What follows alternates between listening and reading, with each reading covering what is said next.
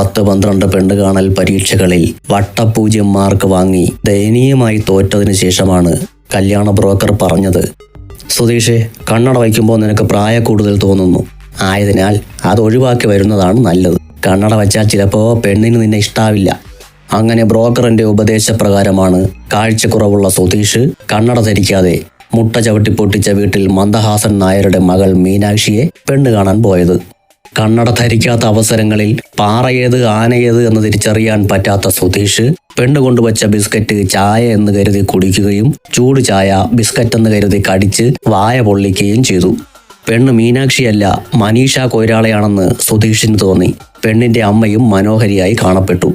മന്ദഹാസൻ നായർക്ക് ഗൾഫിലേക്ക് പെട്ടെന്ന് തിരികെ പോകണമെന്നുള്ളതിനാൽ കല്യാണം എടുപിടിയിന്ന് നടന്നു.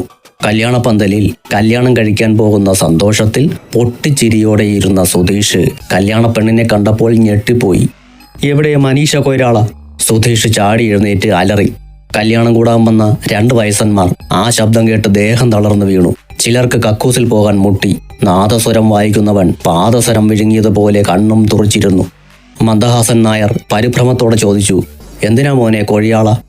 കൊഴിയാളയല്ല, കൊയ്രാള, മനീഷ കൊയ്രാള, നടി. അവരുടെ വീട്ടിൽ കാണും. മന്ദഹാസൻ നായർ മന്ദഹസിച്ചു. ഞാൻ കണ്ട പെണ്ണ് ഇതല്ല, ഇത് വേറെ. എനിക്ക് ഞാൻ കണ്ട പെണ്ണിനെത്താ. സുധീഷ് കുട്ടികളെ പോലെ കരയാൻ തുടങ്ങി. നീ കണ്ട പെണ്ണാണിത്, മീനാക്ഷി. അമ്മച്ചിയാണ് സത്യം. ബ്രോക്കർ സുധീഷിനോട് ആണയിട്ടു. ഞാൻ കണ്ടത് സുന്ദരിയായിരുന്നു. സുധീഷ് എതിർത്തു. എനിക്ക് സുന്ദരി എന്നൊരു മോളില്ല. മന്ദഹാസൻ നായർ കയർത്തു. ഞാൻ കണ്ട പെണ്ണ് സുന്ദരിയായിരുന്നു എന്നാ പറഞ്ഞത്. സുധീഷ് തന്റെ വാക്കുകൾക്ക് വ്യക്തത വരുത്തി. ബ്രോക്കർ ഓടി വന്ന് സുധീഷിന്റെ കണ്ണട ഊരി മാറ്റി. എന്നിട്ട് പറഞ്ഞു, ഇനി നോക്ക്, എന്നിട്ട് പറ ഇത് നീ കണ്ട പെണ്ണല്ലേന്ന്.